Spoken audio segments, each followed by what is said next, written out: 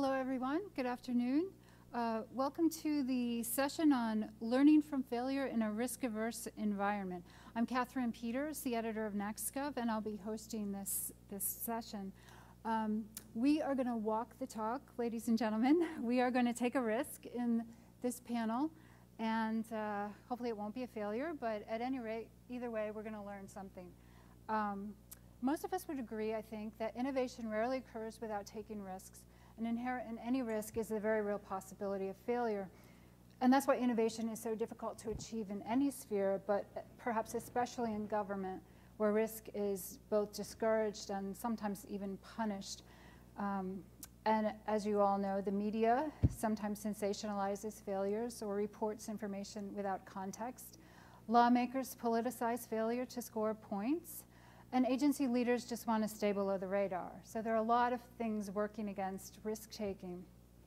So we thought we would try something different here. We're going to take a risk. And in the interest of really learning from failure, as I said, I hope we don't fail ourselves here, but that's what we're going to explore. So at the suggestion of our panel leader, Richard Boly, whom I'll introduce in just a moment, we're going to do something called a Failfaire. Each of our panelists, and I have to say I think they're all quite brave for doing this, each of our panelists is going to offer a short presentation describing one of their own failures. And at the end of this, the audience will get to vote on the best presentation, or you might say the best failure. And then we're going to have a discussion about how we learn from failure and how to support risk-taking and innovation. So as I mentioned, Richard Boly is going to run this event. Richard is a career diplomat, and he's currently the director of the State Department's Office of eDiplomacy. It's an applied technology think tank. And Richard has served in a variety of places, from Rome to the Dominican Republic to Paraguay. And before joining State, he actually founded and ran a fish hatchery in Ecuador. So I think it's fair to say that Richard himself is a risk taker. So I'm going to allow Richard to come and describe the fear of failure in government and the context for that. Thank you very much, Richard. Thank you, Catherine. I'll get up here where you can see me. First, I wanted to point out Sarah Jessup. Sarah, where are you? So Sarah has ballots. So you want to make sure you have a ballot in your hand. This is important. One person, one vote. We're not in Chicago now. So please make sure, everybody, if you don't have one, hold up your hand, and Sarah will run around and we'll pass them out. So we'll make sure, yeah, we can get them in your hands. Failure. Failure. Failure. Now, how did you feel when you heard that word directed towards you? Did you feel like a big loser? Did you feel like wrapping up in a ball? Did you feel like hiding? How did it feel? And we as government employees are especially susceptible to those feelings. Why? Well, as we heard before, it's because we're like the mouse under the bell jar with so many other people with their thumbs on the oxygen. We too often feel that we're in a bubble, and that tiny princess's pea of risk will outweigh some gigantic Sisyphean boulder of possible positive outcomes. So why does that risk outweigh those potential successes? It's a tough answer, but really, to tell you the truth, everything I know about failure I learned as a kid in grade school. And I think it's applicable to what we're going to talk about today. First, I was not a very good student. Okay, not great. And when I would get an A, I would run home with the A and, ask my mom to kind of scotch tape it to the refrigerator door. This was before magnets. When I got a bad grade, it was time to practice basketball with the nearest garbage can, right? To water it up, get it in there. But I also loved, in addition to basketball, baseball. And so I started reading all these books about baseball stars. And the one thing they all had in common is overcoming adversity. There was something they weren't good at, and they overcame that. They came from a tough background. Orlando Cepeda, I remember he had broken legs when he was a kid. His legs were crooked. And this overcoming adversity all came with facing the things that were the limiting factor, facing the failure and overcoming it. So I tried to translate that as a kid to what does it mean in school. And I thought, you know, instead of playing basketball with those crummy grades when I got a bad score, I should take those home and study them. I should say, well, did I not listen? Did I not take good notes? Was I missing that day? Was I just careless and I needed to focus more? As I started to look at my failures as learning points, my grades went up. So as I mentioned, I love baseball. Here's my nice baseball tie. The Nats are doing, except for yesterday, doing awesome. So I learned a lot from baseball about risk too. So, you know, if you were a batter, you know, like my favorite, you know, at the time was Frank Robinson with those high stirrups. He was awesome. And if you're a batter and you fail 2 out of 3 times, you go to the Hall of Fame. Now, if you are a base stealer and you fail 2 out of 3 times, the manager's going to come and nail your feet to the base. He won't let you steal ever. So what I found is failure is role-based. If you're a batter, failing 2 out of 3 times you're a rock star. You're a Hall of Famer. If you're a base stealer, you know, if you fail more than 2 out of 10 times, you're not going to steal that much. So it's all role-based. And we, as government employees, kind of fall on that risk-averse spectrum. But why? I mean, what is inherently risky about being a government employee?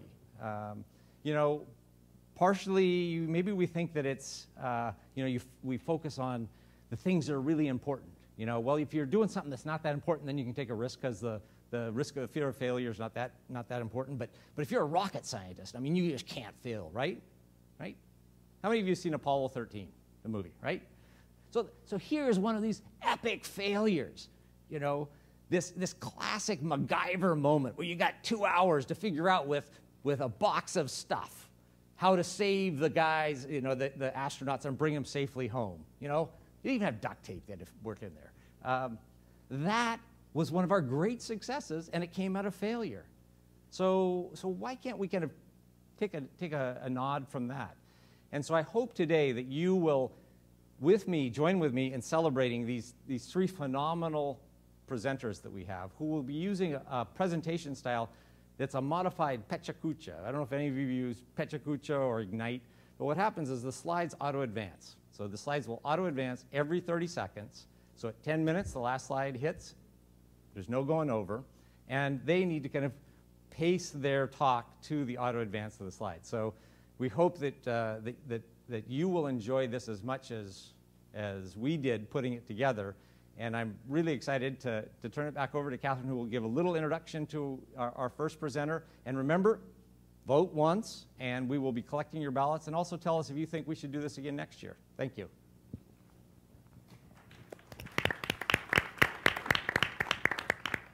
Thank you, Richard.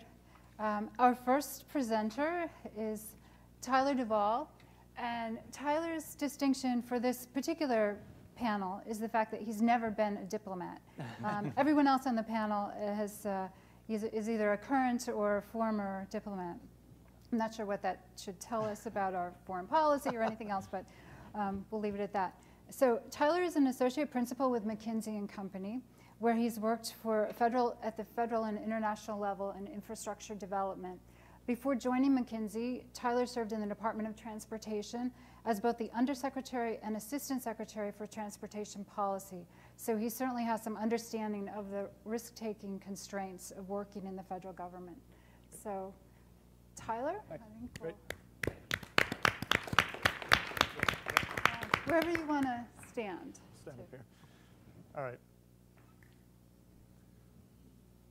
Is the clock started? Yep. Clock started. That's a traffic jam, for those of you who are unaware. In 2004, at the U.S. Department of Transportation, believe it or not, one of the strategic plans of the United States was to do nothing about this problem. It was not a priority of the U.S. DOT to deal with that. You all sit in it every day, probably, if you live in the area, and we basically said it kind of needs to be a priority. So we had a big offsite. We all got together and said, what should we be focused on? This seems to be a pretty good focus.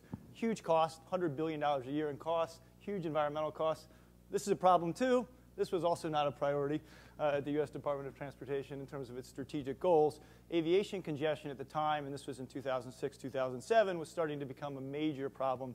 Anybody who flew into and out of New York in 2007 would know that you're pretty much delayed probably 85% of the time. So we got together and said, we got to do something about these two twin problems, huge social costs, huge environmental economic costs. Let's start to really design a program around solving that problem. So we got some scientists, we got some engineers, and we got some economists together, and we said, what's the true fundamental problem? What's the nature of what we're trying to solve? And this is kind of traffic engineers, this is what they use. It's called a speed flow curve. Basically shows what you all know, which is as you add traffic to a congested facility, add another car, traffic speeds start to dramatically decline, a nonlinear relationship. If you don't address this problem, if you don't start to peel vehicles off during these peak periods, you're not going to experience any speed increases. So we relied extensively on traffic engineering, and then we talked to the economists at the department and frankly throughout the world and said, how do we start to deal with the fact that these costs are not being appropriately internalized? So for anybody who's taken economics would know the user costs to drive on a peak period urban highway are about 2 to 3 cents a mile. The true social costs of congestion are about 80 cents a mile. So when you get on the Capitol Beltway this afternoon, you're imposing massive costs on everybody else, and you're paying about 2 to 3 cents a mile. That's pollution, that's congestion, that's a classic problem that's going to create huge delays in the system. We took the engineers, we took the economists, and then we said, has anybody in the world actually solved this problem? That's great that the theory and the academics are out there. And we said, well, there's this little country over in Europe called Sweden. In 2005, they ran one of the coolest social public policy experiments of all time. They basically did something called road pricing, where they put out a schedule, and those are the prices. Those are not dollars, unfortunately, so I can't translate them. They basically put out a schedule and said, this is what they're going to charge you to drive into downtown Stockholm during the day. Different charges, peak of the peak, slightly off peak.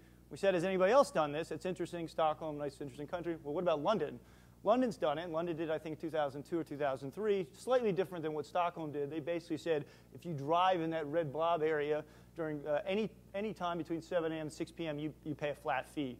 Dramatic results from both of these experiments. Literally overnight reductions in congestion. In Stockholm, basically problem solved. In London, significant reduction in delays, significant reduction in CO2 emissions, widespread popularity, widespread support. And then we said, well, what about, has anybody kind of done the full bang, basically all the ring roads around the city? Because we've got a lot of U.S. cities that are not well designed for a Stockholm or London experiment. In fact, only New York and San Francisco are probably the best design.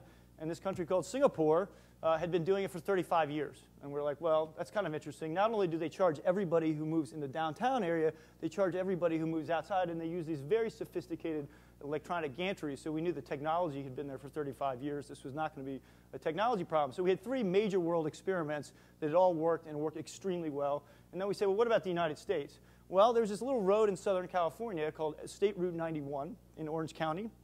And they had been doing it for about 10 years on a single stretch of 12-mile highway. The cars on the right are stuck in traffic. The cars on the left are paying a premium fee to go fast. And if you look at that chart, you see significant increases in throughput. So more cars pumped through per hour, per lane that were getting pumped through on the other side. So basically the equivalent capacity of those 2 lanes on the left, same as the right. So then we said, all right, that's great. Surface transportation, big problem. What about that little aviation problem where we had all these airplanes on the ground? We said, well, the theory applies the same, which is airlines are basically not paying the true cost of flying into these airports during peak periods. And what does the latest economic literature tell us the ways to deal with that are? And it's an auction. Basically, a slot auction is the same principle of congestion pricing applied to the aviation sector. So we began to design an experiment around both.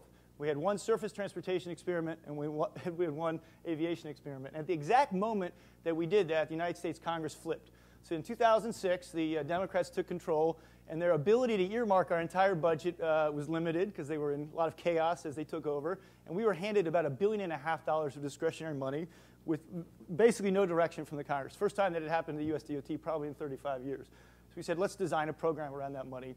Not too popular among the Congress, but pretty popular among the potential recipients of the funding. So we designed the equivalent of the Race to the Top program that the Obama administration has done in education. We did it in transportation for the major metropolitan areas. And we said, let's get the top 20, 25 metro areas, throw that $1.5 billion out there, fund a lot of interesting activities, and let's have them compete, and we'll run a really competition, fly them to Washington, and make awards. So that was a cool design, interesting concept. No one had really done that kind of thing at US DOT before. We were pretty excited about it, but we also kind of came to the conclusion that we needed to combine it with some other elements. So Obviously, a lot of focus on high-speed bus transportation, a lot of low-cost options there. Technologies are starting to become off the shelf around smart intersections. So today you've got an intersection technology that can literally read the traffic conditions and adjust the lights accordingly. And then obviously telecommuting, which was the fastest growing form of commuting in the United States, had received virtually no policy support at the time. So we said, let's take pricing, those three elements, put them together, throw them out to the country and see who wants to compete. Pretty exciting.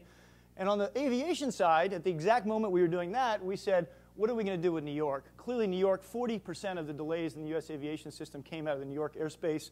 And we had JFK and Newark, which were two basically uncapped airports in which you had massive amount of flights flying in an attempt to grab beachfront property in advance of the federal government capping the airports. So we designed a slot auction, first ever slot auction, something that economists have been talking about for 50 years.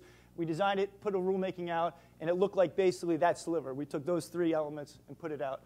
In New York City at the time, we had a prominent supporter, Mayor Bloomberg, a prominent governor who was not governor for long after this, and then my boss. I was standing basically where thankfully not in the picture right here. And we got their support. We had this great meeting in which they all came together. They said, this is fantastic. Let's really compete for this funding. And the opportunity for them was to basically get about $500 million of discretionary federal funds to do the cordon pricing idea that London did in New York City. And what was very interesting about their design, and I think one of the takeaways of this, was they designed it basically to go all in. They did not design it as a pilot. And this is a survey from San Francisco, which basically shows the public's appetite for these types of experiments being significantly higher if they're designed as pilots versus permanent solutions. And that's exactly what Stockholm did. They designed it as a pilot, got the public support. That's not what happened in New York City. They went all in, basically big bang, and ultimately we'll talk about what happened next. So in New York, City Council approved it. Mayor was very excited about it. Governor left office about 2 weeks after this happened. He had a bit of an issue with the hotel room here in Washington. And then they had a vote. Excuse me, then they did not vote. The assembly, the leader of the assembly in the New York State legislature basically blocked this from coming up for a vote in New York State. We were all waiting with bated breath. We had this great grant that we were ready to give, going to have this huge moment. We had actually gone to New York. Next day, we were going to do a big event, and they didn't vote, and nothing happened. So this chart, this slide makes me laugh every time. We were done in a bit, I think, by the stakeholder community, both the inside New York stakeholder community, but then the broader stakeholder community, who was very nervous about this idea. This was an extremely aggressive, extremely big approach to dealing with an important problem, but one that people were not yet had their heads wrapped around dealing with. So we had a lot of interaction with lobbyists and other folks, some of which were quite productive, but many of which were not. And ultimately, we were sued on the rulemaking in New York, and basically what happened is we had pursued a very aggressive legal theory that would give the federal government the right in the aviation sector to take control of these slots, grant them as property, and then auction off a sliver. That was also challenged by some extremely prominent lawyers here in Washington, and that was stayed. Basically, the court decided that this was too aggressive a legal theory, and this was in the fall of 2008. And there we were, fall of 2008. Bush administration walking out the door rapidly, Obama administration coming in the door rapidly, and we were stuck with basically a failed experiment in New York City, a failed attempt to deal with this massive aviation congestion problem. And the clear lesson learned from our perspective was we went out too big, too fast, did not syndicate this with enough stakeholders, tried to design too much of this in some ways from Washington, and I think it was a classic case of great idea, great synthesis, great initiative, but not enough stakeholder support. And so we pulled back a bit and said, all right, let's get some real-world experiments on the ground to test the success. And today, as we speak, we have live projects going in 5 of these jurisdictions, in San Francisco, Minneapolis, Seattle, Miami, Atlanta, and Los Angeles is about to have their first ever congestion pricing project. So from the failure, good things happen, but it was a painful lesson for me in about 2.5 years of government. So thanks.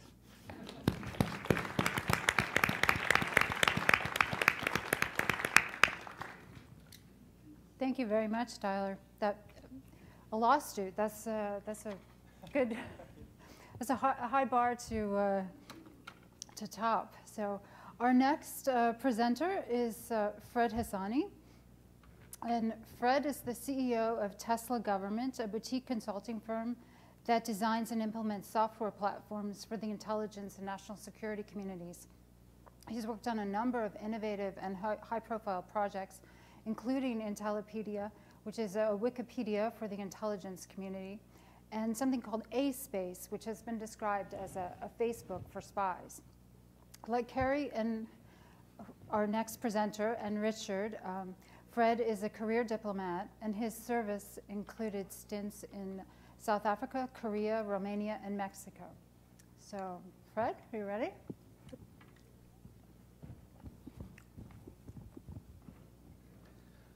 So I'm going to talk to you about Intellipedia, which was not really a failure. It just didn't live up to the expectations that a lot of us had going into it. It wasn't as dramatic as many of us had hoped. And before I even start, I've got to give you a little bit of a disclaimer and tell you that although I worked on this directly, it was on the top secret network. And so I'm not going to tell you all the details, but I was typically in the room when things were happening. But I was not able to tell you those kinds of things. But everything I'm going to tell you today is on the internet. It's all gotten out to the internet as we start. So the facts come from there, and the opinions are entirely my own. So in 2003, a number of us got to talking about what would be really cool about using a wiki to do intelligence analysis. We thought this would be one of the more fantastic ways of changing the whole intelligence paradigm, to, instead of doing things the traditional way, to use a wiki to do it. After all, we reasoned, what do analysts do? They collect information, they write it down, and they present it as reports. And what does Wikipedia do? Well, it's collecting information, writing it in, and putting it out as articles. At the time, the biggest issue was that Wikipedia had a real credibility problem. The whole philosophy of anybody can edit a wiki was a problem for us. There were all kinds of sites and places where you'd see the wiki being made fun of in 2003, 2004.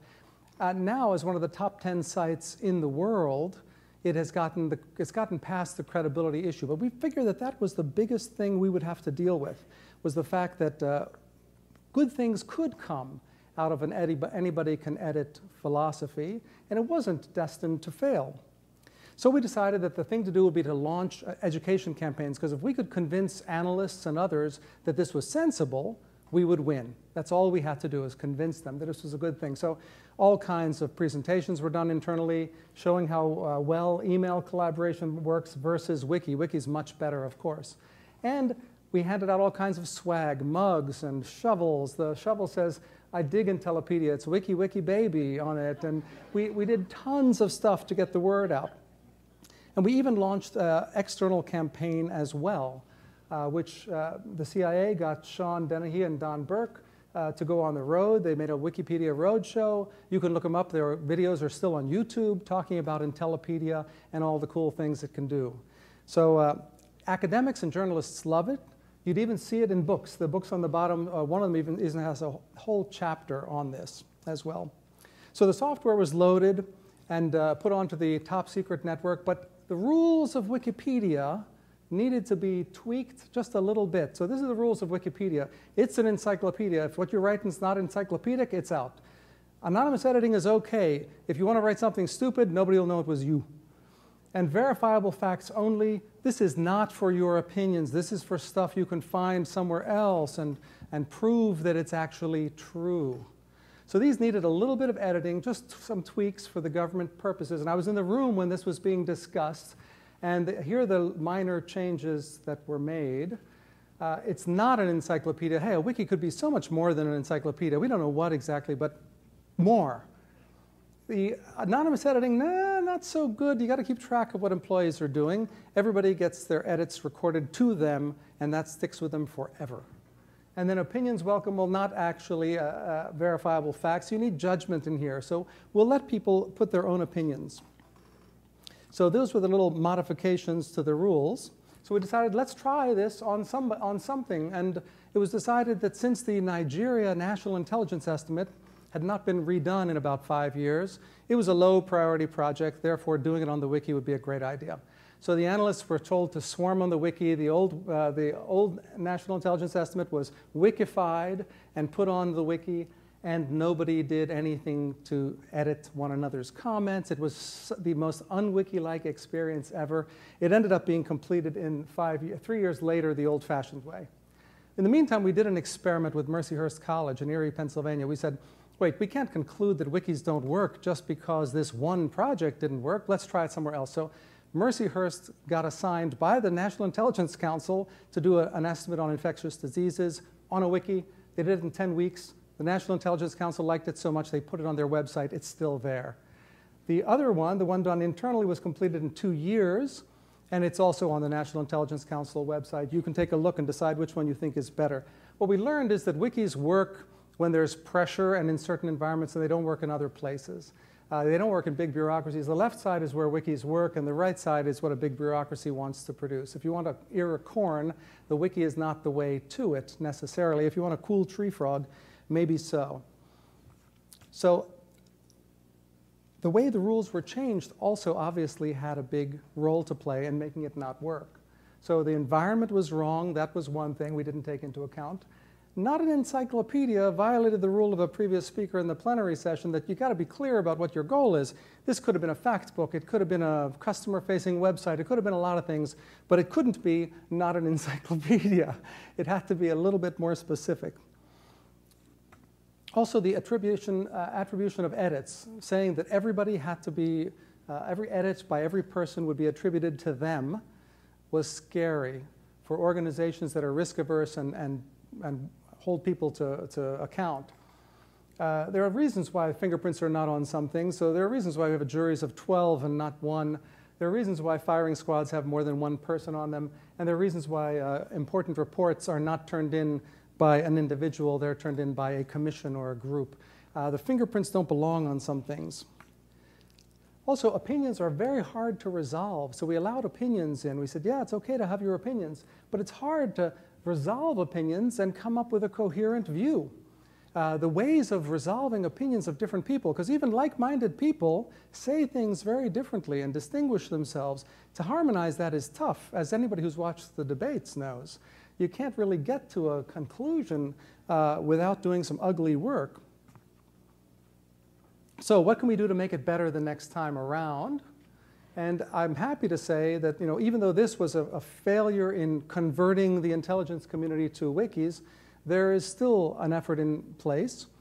Chris Rasmussen also has put videos on YouTube talking about living intelligence, which is basically taking a wiki and modifying it somewhat so that it works more favorably in the National Geospatial Agency's environment where clearances and approvals are necessary. So he's made a modified wiki that he's putting into place there.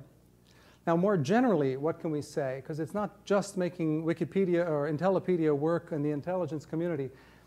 Clear goals, every wiki needs clear, every project needs clear goals. If you're making reports or databases or cheeseburgers, you've got to decide that first because that is essential to being able to get people to work together.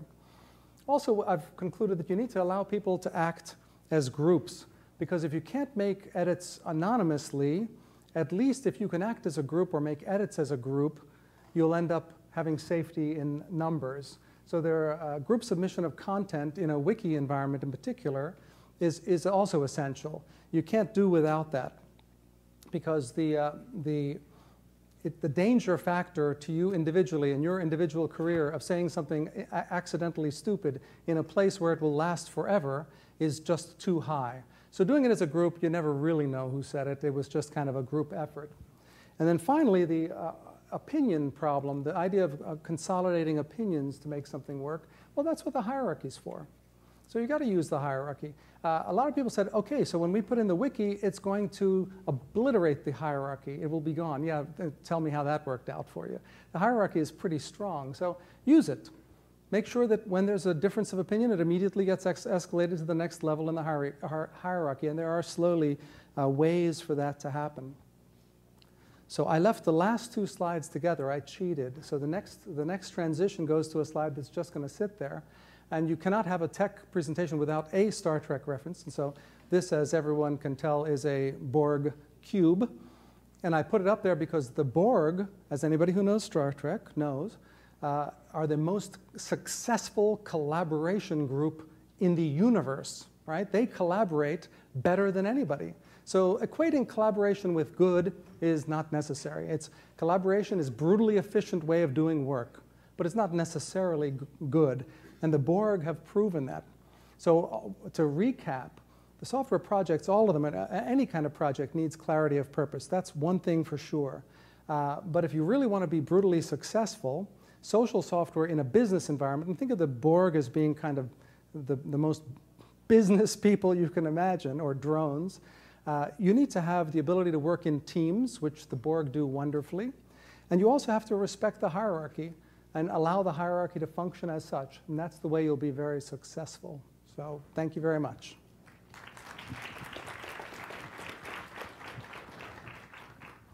Thank you very much, Fred. And our last presenter today is Kerry O'Connor. And like Richard and Fred, she's a diplomat, or former diplomat. She's now a management analyst at the State Department. And her job is to track the progress and performance of a number of reform initiatives at the department. As a Foreign Service officer, she served tours in Ghana and Morocco. And more recently, she's helped develop the department's collaborative management initiative to streamline overseas operations. So she's really seen State Department from all angles in her experience. She converted to civil service last year to stay in Washington and continue to promote employee innovation and engagement. So welcome, Kerry O'Connor.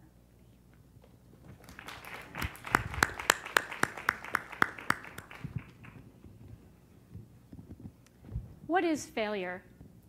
Best-selling author Seth Godin says that failure is a project that doesn't work.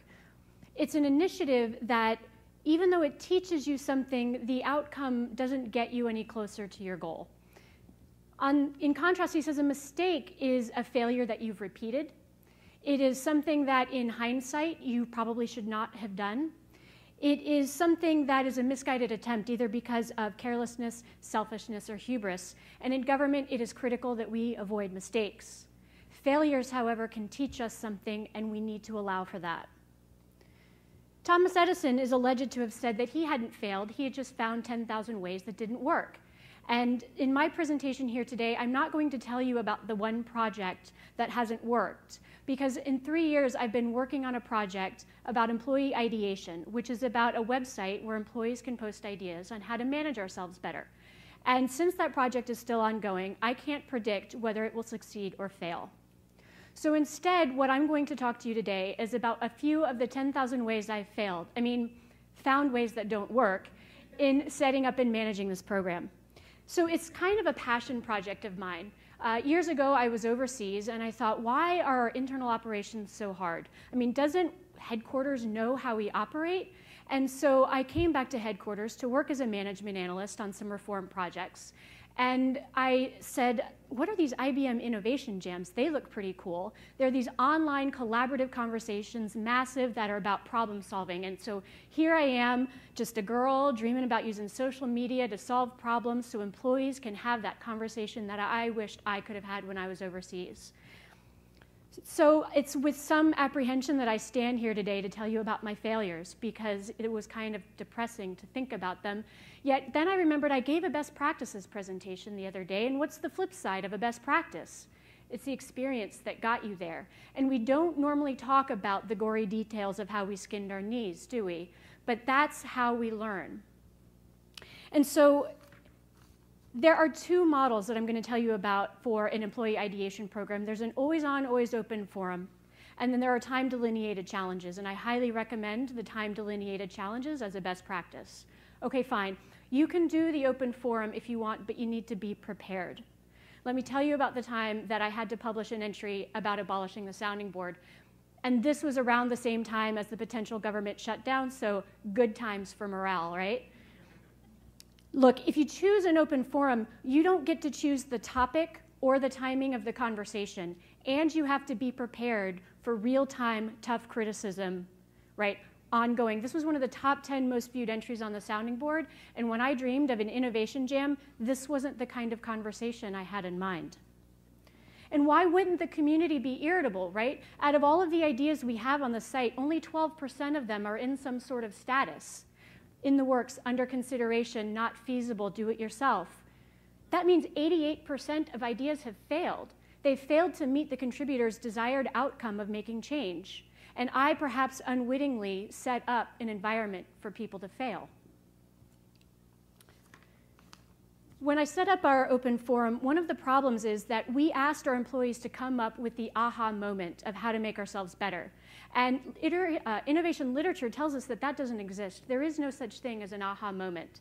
Stephen Johnson tells us that good ideas come from the adjacent possible, everything that is close to what exists right now. They're slow hunches that take time to develop. And a design consultant has told us that the mistake people make is jumping straight from observations into solutions instead of prototyping up in the abstract thinking and making world. So it's no wonder that people are irritable, because they had to fail. You know, they didn't understand what ideas are really about. And they have this sense of not making progress because their ideas are either not ripe for this time, they need to take some time to build. And it's for this reason that I recommend challenges instead of an open forum, so that you can lead to quick wins and support forward-moving progress. So my next bit of advice to you is about how not to set up challenges. Since the aha moment didn't seem to be happening, I thought we'd be more direct, and we tasked employees, hey, tell us the top 3 things that you need to be more effective and efficient in your job. So we received about 4,000 things, each one about the size of a tweet, and then we realized, oh, analyzing that text is going to take some time. And we found out some really great overarching organizational cultural trends, but we didn't get to the actionable results that we were looking for, and so we had to chalk that one up to experience. There is a method to the madness in designing a challenge, but we kind of had to go through the madness to get there. So the 3 things challenge failed for 3 reasons. 1, your challenge has to be close to your executive sponsor's heart. It has to be within their ability to deliver. And you have to design with the end in mind, meaning we had to design for the analysis and bringing those ideas to fruition, which we didn't do. So as I started thinking about the flaws of the program, I thought, well, maybe what we need is just a little bit of inspiration. And so right after Steve Jobs passed away, I thought, well, let's have that conversation about how he's a designer and an innovator and a manager, right? The good, bad, and the ugly. And here's where I really got trounced, because the blog had technical difficulties and failed. So I posted it as an idea.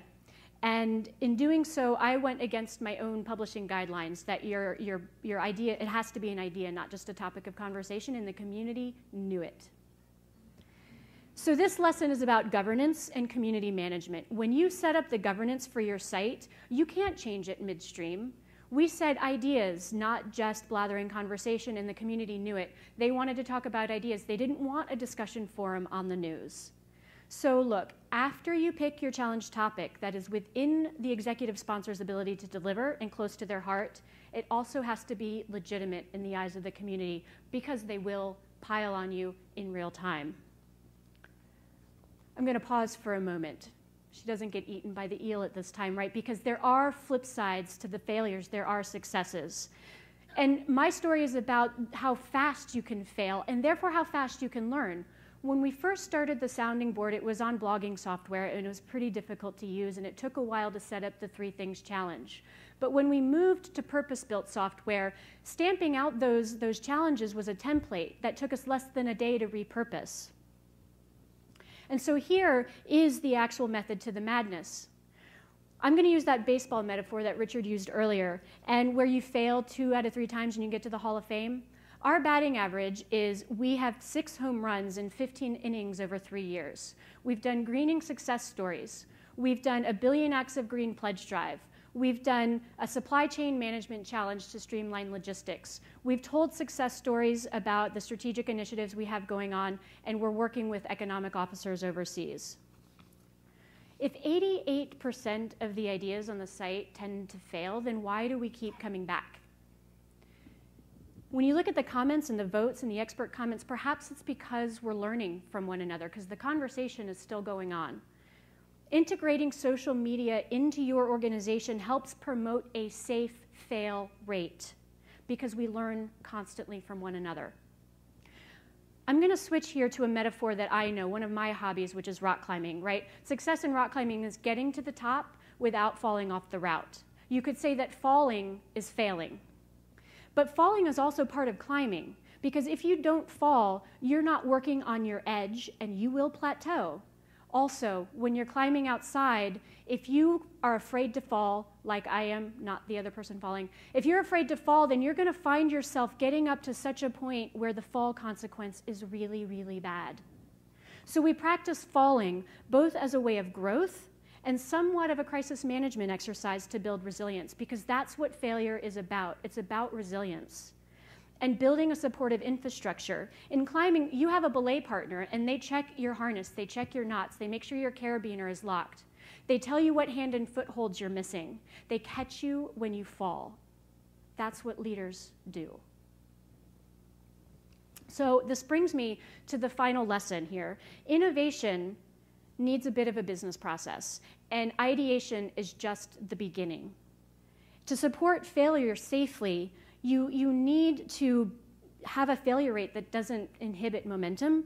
You need to be able to take your ideas, your observations, you need to work with them, you need to find the insights, you need to prototype solutions, and you need to get feedback on those prototypes before you finally launch, because that's what prototypes are for. We have an obligation in government not to make mistakes, but we have to fail. I've been fortunate to work on a project that was important but not urgent, so I had the latitude to fail, to learn, and to iterate. We don't always have that luxury in government, but we can invest pretty inexpensively in the infrastructure that supports failures in small ways so that we can learn how to fail in a safe environment. There are 2 of us working on this program, full-time, supporting a conversation amongst 50,000 employees.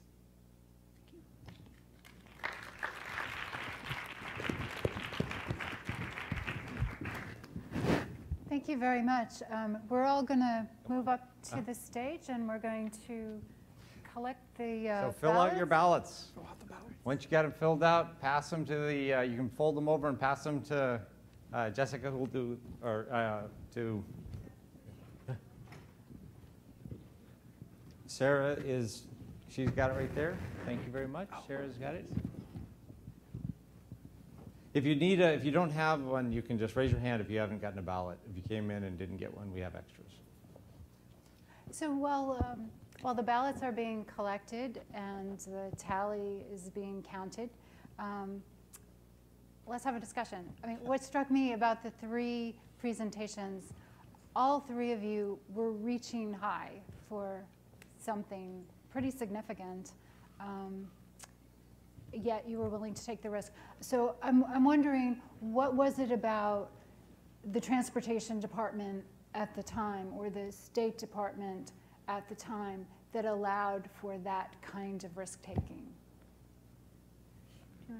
So, I mean, it was a confluence where you had this kind of acute problem that was starting to get significant attention. You had actually very senior White House focus on it. And then you had this moment where these resources came in. And we had luckily decided about 18 months in advance of this process that we were going to have an offsite where we were going to decide what we were going to spend the next 4 years on. And that offsite, which the top 80 leaders of the department, career and political, decided literally, I think 78 of the 80 voted that congestion should be the #1 priority. And we came out of that. And we tried without the resources and stumbled for about 12 months. And finally, the resources came and all the other alignment was there. So. And in ours, certainly in the intelligence community, I mean, 9/11, that's it.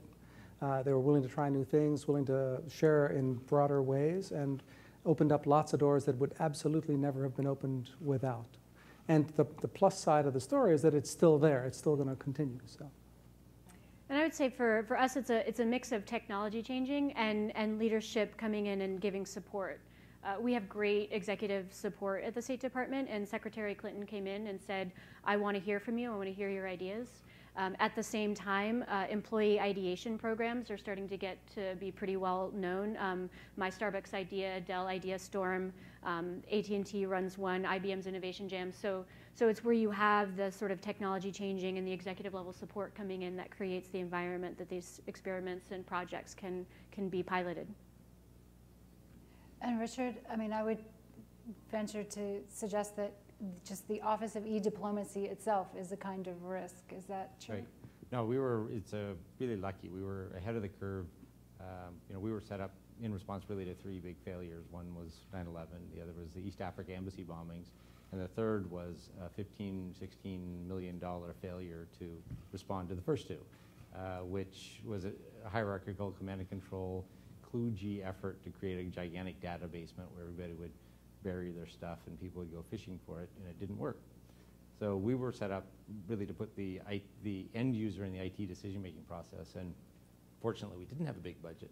So we used these lightweight, easy to implement technologies that people were using on the outside with Diplopedia and the communities, and that allowed us to be way ahead of the curve of a lot of other agencies, which is kind of funny when you think of the State Department's history with technology. We're not usually seen as leaders. Well, it's interesting that you mentioned you didn't have a large budget, and perhaps that fostered innovation. Yet at transportation, you had a surprisingly large, unexpected budget, which also fostered innovation. It didn't quite work out, but... Well, I mean, compared to the size of the budget, though, I mean, it's a great little case study. I mean, the agency spends $70 billion a year on infrastructure at USDOT. This sliver of money had more policy effect than the $68.5 billion delta, mainly because once you threw it out with the competition, which what we revealed was there's significant grassroots interest in this idea that was looking for some avenue to kind of surface itself, and just tiny amounts of discretionary federal money. Exact same thing in education, obviously. Tiny amounts of money produced huge effect on the ground in these places.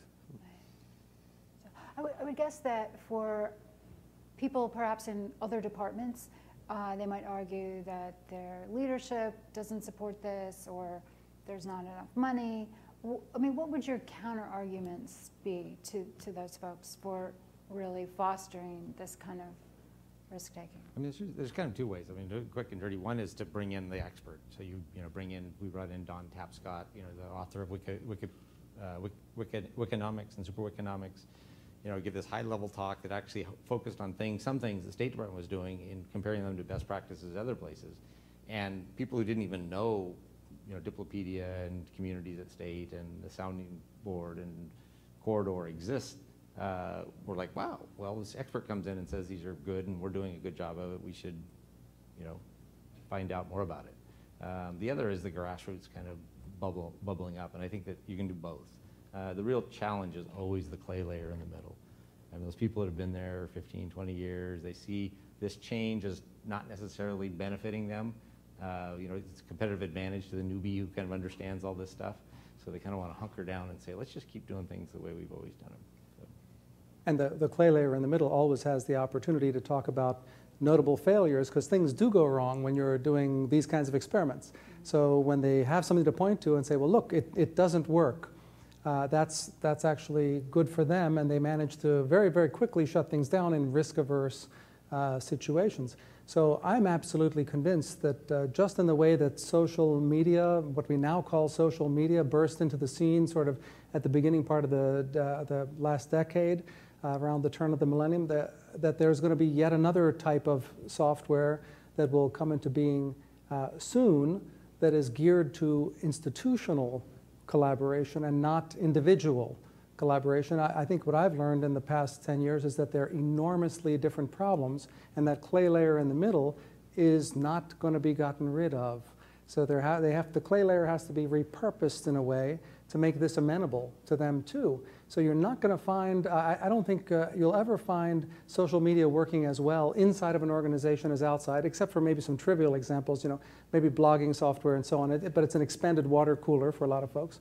But I think there's going to be another type of software that I don't know what we're going to call it yet, just like in the 90s I couldn't have told you it was going to be called social media, but there will be another type of software that will lead institutions to become much more effective and much more able to work with other institutions and within themselves, and that'll be called something. And one of the things that when you're innovating, and I think Fred and I can both speak to this, you can't just take another organization's methodology and plant it into your culture. Every organization has a culture, and it's different depending on the organization. And one of the things that I'm learning is what kind of a culture the State Department has, and what kind of social media you can use in order to encourage people to collaborate and solve their problems. We're not IBM, we're not doing innovation jams. We can, however, take sort of success stories and best practices and spread them really easily. And when you get to the failures, when you look at all of the ideas that haven't made it on the sounding board, that's searchable. So if you want to say there's this thing about our internal, facilities management that I don't like, you can go search the sounding board and find out why it doesn't work. That's right? my comment, by the way. You can go in there and you can search and you can see what the subject matter expert said, so that the next time that you want to put forth an idea, you understand, right? Because if your successful presentations to your bosses are knowing your boss's personality, knowing what your boss has been through, knowing what worked and what didn't work. And the next time you go to make that idea, you can take the lessons learned of what was said before, and that is a searchable database. So we haven't really totally closed down the ideas that don't work. They're still there to look through, so that when you put your idea in the next time, you can put forth your best idea. One observation about the kind of political civil servant thing is that we basically identified that there were 2 or 3 individuals in the building who were GS 12, 13, 14 level people who were already talking about this, had been writing about it, were interested in it. And we basically said, if you're interested in this idea and you want to work on it, you're working with the secretary, and frankly, you're working with the president. I mean, that was, and we had very senior interactions with people who had never been in those kind of interactions. We said, look, if you want to do it, and I do think for the political leadership, kind of empowering a lot of the people who frankly have been talking about it, writing about it, and just have not gotten the opportunity to talk about it in a coherent way is a huge part of the management challenge. And we created a lot of enemies, frankly, with the senior leadership of these agencies in which these people were housed, because we went around them and said, you want to work on this? Great. You manager of you, and you. These people are not working on this. But you've got, the ideas are out there. The people are out there working on it. You just got to give them a path to success. But I think you have hit the nub of it, is that the institutional framework in most companies and government agencies isn't conducive to letting those people proceed. So it's as though if you're trying to grow seeds in sand. And so occasionally you do get somebody who comes along who gives the opportunity, and that shouldn't be the exception. That should be the rule. And I'm convinced that's going to become the rule at some point, and it might have to do with cutting budgets, not increasing them and giving you an extra $1 billion. It might. It wasn't an extra, it was just a discretionary. A discretionary. Congress usually earmarked it, so the money was going to get spent either way. Right. But I'm convinced that there's a road to making that happen, and it might be the painful road of substantial budget cuts along the way. I also want to say one more thing about, there's another trend here of sort of for the field, by the field is what we'd call it if we're talking about employee engagement. But you did the sort of same thing, reaching out to the municipalities about helping them solve their own problems. And also you said that about the people inside the organization. Hey, I've been thinking about this problem for a while. The idea is to quickly identify and recognize those people who have already been chomping on this. Again, there is no such thing as an aha moment. There are only slow hunches that get built up. And so what you want to do is go find where those slow hunches are being built and kind of knit together the information. And the use of challenges and prizes in government is a tool that is new, that is being used.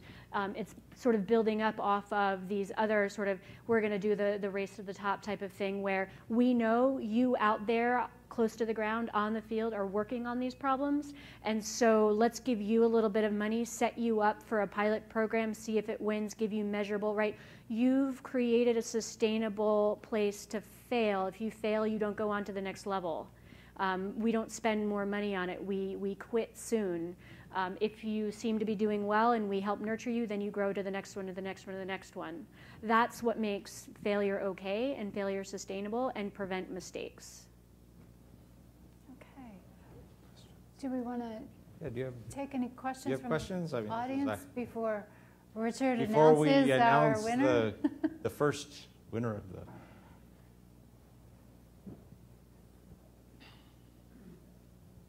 This is for Tyler and Fred. Were there any elements of the group decision-making process in your thing that you think might have led to the failures you identified? The kind of internal decision process? Yeah. Yeah, I mean, I think we had leadership changes going on, because I mean, this is the problem with the political process. I mean, we had a secretary, the secretary who initiated it left, we had an acting secretary, and then we had a secretary come in after her. So we were dealing constantly with leadership changes, and ultimately what happened is it ended up being, I think, too focused on on the policy office to kind of drive the entire thing.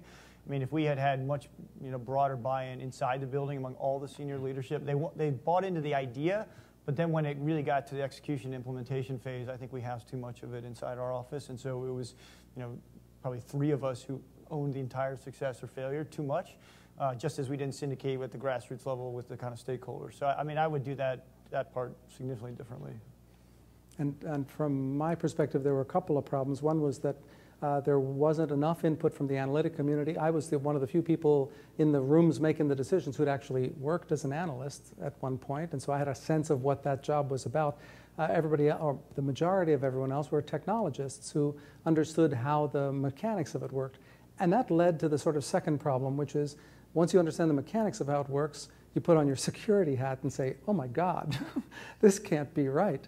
And so we had technologists trying to adapt for the security of the organization, which obviously is necessary, and very few people shouting out the analytic framework of saying, this is what we need to do to make it work for the analytic side. And I fault myself for not being more vocal at the time and taking my shoe off and pounding the table or something to get that view attended to. But we were all, bearing in mind, we were all babes in the woods. This was not something that anybody had done before. We were out there before Best Buy had an internal wiki. The intelligence community had an internal wiki. So they were kind of at the cutting edge of technology. We weren't exactly sure what would happen. It was really very much an experiment. So, but I think the decisions were kind of skewed in the direction of the mechanics of the wiki and the software stuff and the security of it, without fully taking into account how these minor rule change tweaks were going to hurt the incentives of the analysts. Do we have any more questions? Yes. Wait, a mic is on its way. Well, call me greedy. You've given a couple of good ways to deal with risk in terms of trying to make sure you have a pilot so that it doesn't get too far, and also in terms of defining carefully and having leadership support. It's government, though. We need everything we can get. Are there any other suggestions you'd have on how to deal with the fears that people have of the risk that it might fail? And another one being rename failure. That's another one that I heard, is redefine it as a learning process rather than some sort of tragedy. But anything else that you'd suggest? Those are all good, but anything else? The idea that I am trying to work with now is this concept of prototyping. Don't invest a lot of money in your solution. Literally get pipe cleaners and construction paper and scissors and get people talking about the problem. So right now I have a database of a lot of ideas that have insights in them. And what Starbucks does with their ideation forum is they go, very interesting that these people want to go just get their own drip coffee, or they want to go in and grab their own pastry. I wonder what they're driving at. And then somebody goes, they're tired of waiting in line. Our real problem is that our lines are too long, and that's the problem that we have to fix. If you invest in that kind of a process of looking at the insights, what's underneath? Are you solving the right problem? And then once you've figured out what the right problem is to solve, then you prototype solutions. You get a group of people and you say, okay, it's slightly different than a focus group, right? Because you just grab a bunch of people and you say, you're tired of waiting in line. What if we did this? What if we did this? What if we did this? I don't care if it's a comic strip. I don't care if you take pipe cleaners and then you get feedback. Before you've invested in a long-term solution, you can start failing quickly and modifying your solution and then get a little bit more feedback. So basically, it really is about building resilience all the way up so that you get as much feedback as you possibly can before you finally launch. Yeah, I mean, that's a really good question, by the way, because I actually had not thought about that question until you just asked it. My answer is, define the objective very clearly, in the sense that if you said at the beginning, what are we really trying to do here? It was to move the center of the policy debate in the United States. I mean, that was what we were trying. We weren't trying to get an experiment in New York. That was a tool, obviously, to move the center of the policy debate. But we got so obsessed with getting this huge home run success. I mean, it literally was like driving us every day. But at the end of the day, what is clear now is we have moved to the center of the policy debate, but it's the small experiments, it's the money ball stuff, basically getting base runners on base, to use a baseball analogy, that is actually moving the center of the policy debate. But we couldn't step back from this consumption of this big success to do that. And I think at the beginning, if we said, look, let's move the debate, our stakeholder strategy would have been around that, or the way we designed the experiments would have been around that. And I think, ultimately, I think we did, as you said, I think we had a lot of success, but I think we would have had even more if we designed it a little differently. And I always take it a couple steps back. You asked for other things we could do. I think at a certain point, you can work around the margins only so much. And within the federal government and within large bureaucratic organizations, two things always are stymie innovation and the ability to fail gracefully. And one is the personnel policies, which often make it, a career killer to fail at all. And that's really hard to change because that behavior is kind of ingrained in everybody's personality, in the collective personality of the organization. Often we do act like the Borg that way. And then secondly is acquisitions. There is no slick way, quick way. A lot of the fail quickly and try something out and move on. It doesn't tend to happen. What tends to happen is, I'm not going to say any of the contractors, because the big ones, because I work for some of them, but any of those big contractors, there's going to be a big thing produced, which by definition won't fail. The FBI case management system, which after $140 million, and they knew it wasn't going to work, they still had to finish it for another 10 or 12 million more, knowing that they were never going to use it. And so that kind of an attitude, for the bigger stuff especially, the only way you're going to change it is if you can change acquisitions and change personnel management. And I think, honestly, if I've been inside as a contracting officer and I've been outside as a contractor, and nobody's happy in the current situation. It doesn't make people happy to have to fight against everything in order to do something sensible. I think you could both make people happier and get wildly better results if you could change those things. Now the question is how you do that, and that's not a simple task. It requires a crisis. And I think we're going to probably have that pretty soon. So yay. Okay, Richard, are we? Yes, we need a drum roll. So all of the three presenters got a lot of votes. They were all, I think, fantastic. I think most of you believe we should do this again. But the first winner of the first annual Failfaire in government is Tyler Duvall. And Tyler has won this beautiful and durable NextGov glass. It's got to be displayed in McKinsey now. This is my, And because everybody is a winner, we have glasses. I can actually receive this as a gift now. It was so ingrained that I can't ever take. I was like, I can't take this. I was like, I'm not in the government. So, no. Thank you all very much, and thank you especially to Richard. Richard pulled this together. I don't know how he got these panelists to agree to do this, but he did, and I think we all learned a lot. So thank you very much. Good job.